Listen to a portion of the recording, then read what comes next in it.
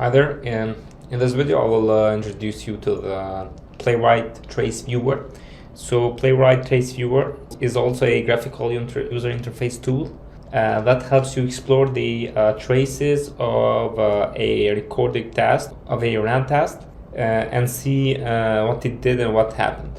It can be helpful when you run tasks on the CI and something fails, and it can be optional instead of like a video recorder or anything else, or it can be an extra helper. So you can just see traces like this here. So it tells you what it clicked, and like if something failed, it tells you the step. So it's kind of a trace viewer. You can see everything that the task went through when it ran. And Microsoft, when like if you have a trace on Microsoft, you can open that trace locally, or you can Microsoft after this to check the trace online if you want to. Check here. So configure the trace viewer. We have to specify on the config file this one, the trace, and then we have these options like on. It will always take traces. Retain on failure, like it will retain the trace only if the task fails. On the first retry, it has the options that we saw on the screenshot on the video. So it has the same options. Now let's configure the trace viewer. If you want to configure the trace viewer, we can say here trace, and only, or maybe let's leave this as on first, just to check if it works.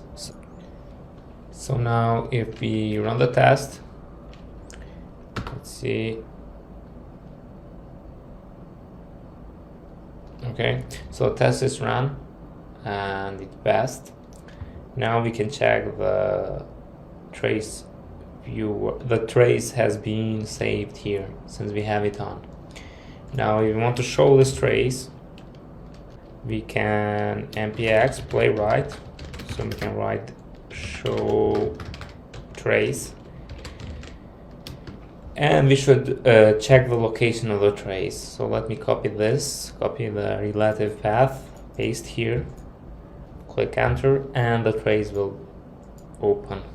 Okay, so since we have the trace here now, let's check how powerful the trace is. We can inspect every step that we did, like how much it took to create a new page, how much it took to go here, and we click here, we can see this information. If we had something in network or source, we can check that. Then if we click here, we have the snapshot to that. Here we have the time, duration. If something went on the console log, we can check that. We also have the network calls and source. I have never seen something more powerful than that in tracing.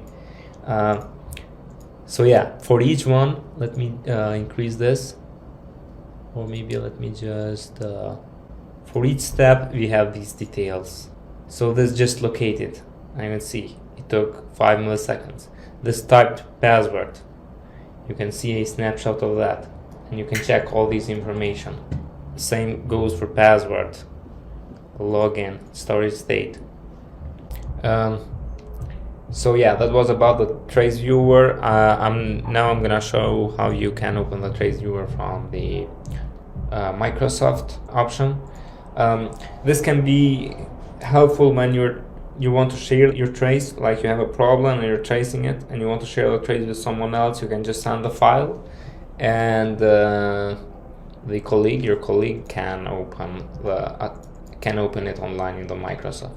As you saw, I just selected the trace, and the same thing that I did locally, I can do it here.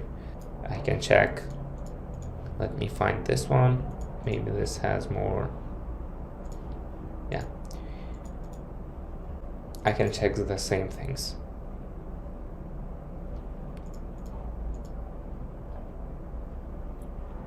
Online. So yeah, trace thing, it is a great tool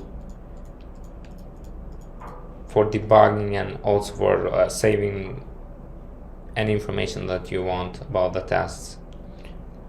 What else? The Traceviewer can be configured same as the other things. You can leave it only on failure to save the trace only on failure. You can also just say on first retry, it will be the same. And that is it. I was happy to make a video about this, so I think it is really important to use Traceviewer in cases when you want to debug something fully and share it. Thank you, and see you on the next video.